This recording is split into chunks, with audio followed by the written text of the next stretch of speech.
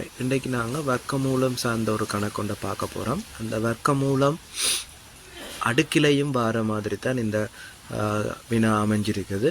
இந்த வினாவை பார்த்தோம்னு சொன்னால் வர்க்கமூலம் 5 வர்க்கமூலம் பி அடுக்கில் இருக்குது. அதே போல் மைனஸ் வர்க்கமூலம் 2 அடுக்கில் வர்க்கமூலம் பி அண்டு இருக்குது.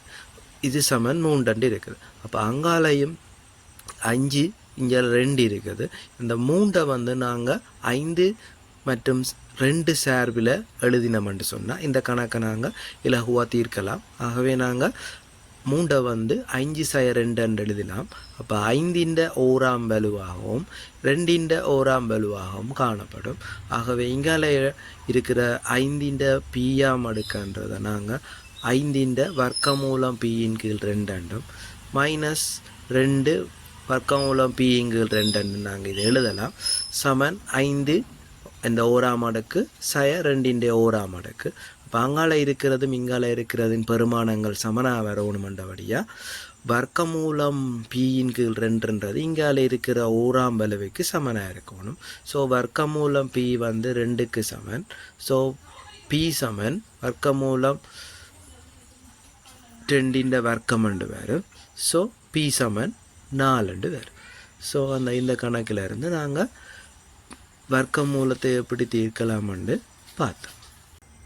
நாங்கள் இன்றைக்கு வர்க்கமூலத்துக்குள்ள வர இன்னும் ஒரு கணக்கொண்டை பார்க்க போகிறோம். இதில் பார்த்தீங்கன்னா வர்க்கமூலம் 99 ப்ளஸ் வர்க்கமூலம் 86 மைனஸ் வர்க்கமூலம் 20 சக வர்க்கமூலம் 25 எல்லாமே பெரிய ஒரு வர்க்கமூலத்துக்குள்ள தான் இருக்குது. அப்போ இப்படியான கேள்வியை நாங்கள் சுருக்கணும்னா பின்னிக்கு இருந்து சுருக்கி கொண்டு வரதான் சுலபமாக இருக்கும். ஸோ 25 வர்க்கமூலத்துக்கு இருக்கிற 25 5 என்று எழுதலாம். அந்த 5ஐயும் அந்த 20ஐயும் சேர்த்தோம்னா 25 வர்க்கமூலத்துக்கு இருக்கும். அதிൻ്റെ விட வந்து 5 என்று வரும். திருப்பி நாங்கள் 86 இருந்து அந்த 5 கழிச்சோம்னா வர்ற விட 81 வரும். அதிൻ്റെ வர்க்கமூல விட வந்து 9. அப்போ இந்த 91 அந்த 9 கூட்டினா 100. ஸோ வார விட வந்து வர்க்கமூலம் 100 வரும். அப்போ அதில் இருந்து வர்க்கமூலம் 100 விட வந்து 10 வரும். சரியா? அப்போ நாங்கள் இப்படியான பெரிய வர்க்கமூலம் வார விடைய கணக்குகளை வந்து நாங்கள் பின்னிக்கு இருந்து சுருக்கி கொண்டு வந்தால் ஈஸியாக இந்த விடையை எடுக்கக்கூடியதாக இருக்கும்.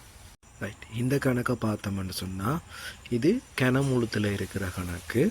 அப்போ இதில் கனமூலத்தை வந்து நாங்கள் 1/3 எடுக்கலாம். 1/3 அடுக்குன்னு எழுதலாம். ஆகவே நாங்கள் எல்லாத்தையும் 1/3 அடுக்கில் நாங்கள் இதில் எழுதினோம்னு சொன்னால் 121 ப்ளஸ் 61 ப்ராக்கெட்டுக்குள்ள 21 ப்ளஸ் 216 1/3 அடுக்குண்டு அப்படியே மேலே மேலே வரும். அப்போ எல்லா 1/3ஐயும் பெருக்கி நாங்கள் வேணுமெண்டா எழுதலாம்.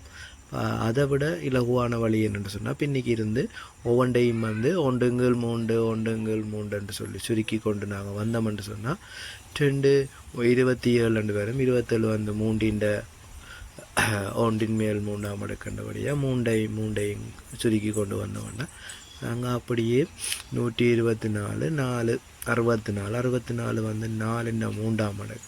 அப்போ அது சுருக்கப்பட்டால் 121 வரும். இப்போ இந்த 121 4ஐயும் கூட்டினா 125 1/3 வரும். அப்போ அது 5/3 அடுக்கு.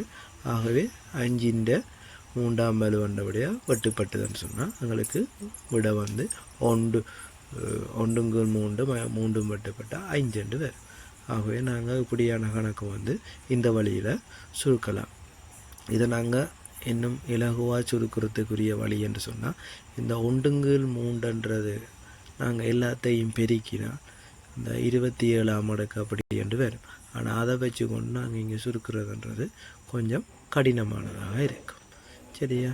இவ்வாறான கேள்விகளை நாங்கள் தொடர்ந்தும் பார்ப்போம்.